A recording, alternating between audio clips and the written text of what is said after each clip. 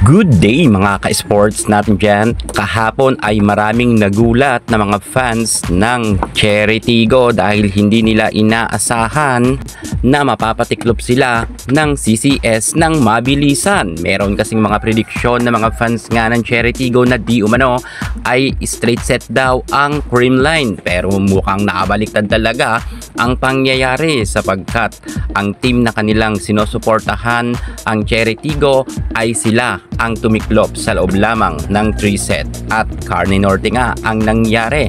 Sino-sino ang mga nagkulang pagdating sa Cherry Tigo at bakit sila mabilisan na patiklop? Well, pag-uusapan natin kung sino-sino ang mga players na nagkulang, kung bakit sila napatiklop agad ng Creamline. Pero bago ang lahat, subscribe ka muna, click ang ating notification bell para lagi kang updated sa lahat ng issues sa volleyball. Susunod na!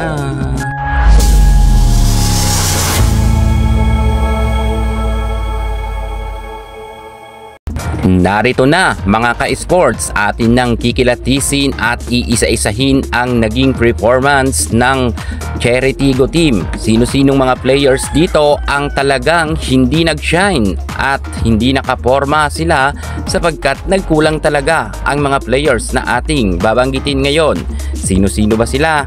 Well, eto na nga mga ka-sports, malalaman na ninyo. Unahin na nga natin dyan ang kanilang kapitana na si Chang Abi Maranyo. Si Maranyo ay nakakuha lamang ng 3 points. Isang team captain si Abi Maranyo na palaban at meron talagang leadership pagdating sa loob ng court, pero kontra nga sa kalaban nilang CCS ay mukhang hindi nga nakaporma itong si Abi Maranyo. Hindi nga siya nakaswag at hindi siya nakarampa dahil nga 3 points lamang ang kanyang nakuha. Medyo mababa talaga ang puntos ni Abi Maranyo. Hindi gaya ng kapanahunan niya na nakaka-double digits madalas at madalas siyang player of the game. Pero ngayon mukhang hirap na maka-score itong si Abi Maranyo, or baka hindi rin siya masyado nabibigyan ng play. Well, gayunpaman magaling yan si Abi Maranyo. Sadya sigurong inalat lang siya ng game niya kontra sa CCS. At eto pa nga ang nagkulang, ang kanyang katandem na middle blocker din. Walang iba kundi si Seth Rodriguez. Si Rodriguez ay nagkaroon lamang ng 2 points. Hindi natin inaasahan dahil nga ng last na game ay naka 8 puntos ito. Pero ngayon kontra sa CCS ay 2 puntos lang nga ang kanyang naiambag.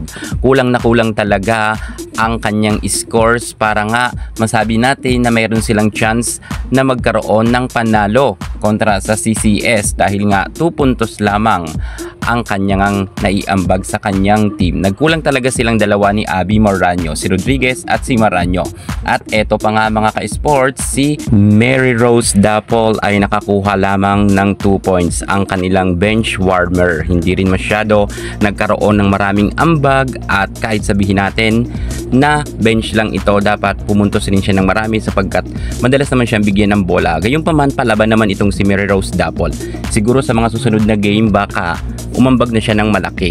Samantalang ang kanilang star player din na si Robles ay hindi nga ito nagkaroon ng double digits. Nakakabigla naman dahil itong si Princess Robles ay madalas ngang double digits at madalas rin siyang player of the game.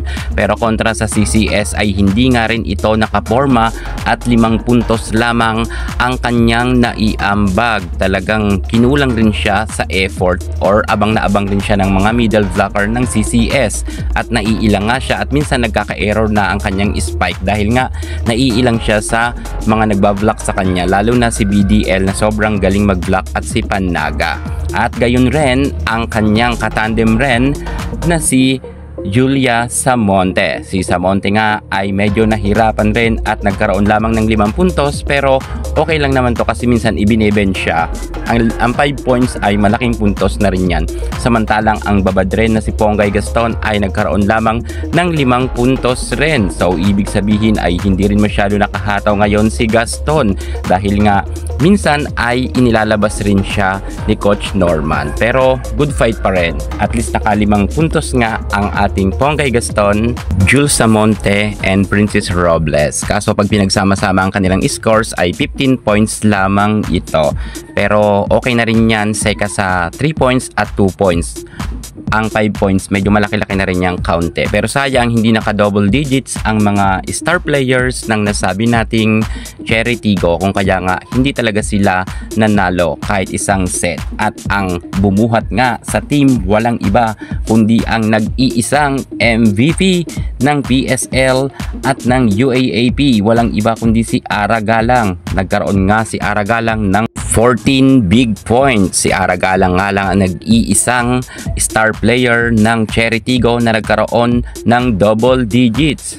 Kasi ang kanyang mga kasamahan ay halos nga hindi nagkaroon ng double digits. Halos nakuha lang ng kanyang mga kasama 2 points, 5 points. At ang mga setter pa nga ng nasabi nating Cherry Tigo, si Alina Bicar at Jasmine Nabor ay nagkaroon lamang ng tig 1 points. Same sila. At si Ara Galang lang talaga ang bumuhat sa team ng Cherry Tigo. So ibig sabihin mga ka-sports natin dyan, ang nag-shine lang talaga pagdating sa Cherry Tigo ay ito ngang si Ara Galang. Siya ang bumuhat ng team at wala ngang sumabay sa kanya na mga star player, kung kaya hindi sila nagkaroon ng tsansa na manalo kahit isang set lamang sa CCS. Dahil kitang-kita naman natin ang mga star players ng Creamline Cool Smashers. Halos pa double digits na ang karamihan. Pero naudlot lang ito dahil mabilisang kasing natalo rin ng Creamline ang nasabi nating Cherry Tigo. At hindi na nga pinaporma ang Cherry at wala silang kapalag-palag talaga. First set pa lang, second set ay talagang binomba na sila ng scores ng Creamline. At least third set lumaban naman ang Cherry Tigo, pero hanggang sa huli ay Creamline naman ang nanalo. At wala talagang chance pang manalo ang nasabi nating Cherry Tigo. So yan ang mga ka-sports natin dyan. Sila nga mga players na medyo mababa ang naiambag na scores, kung kaya natalo nga ang kanilang team. So yan nga yung mga rason at ma-error talaga ang nasabi nating Cherry Tigo. Congratulations na lang sa ating Creamline Cool Smashers at abangan na lang natin ang Cherry Tigo kung makabawi sila sa mga susunod na laban. Yan muna ang pinaka-latest natin sa mundo ng volleyball. At para hindi ka muli sa lahat ng issue pagdating sa larangan sa volleyball, subscribe na. Thank you so much. God bless.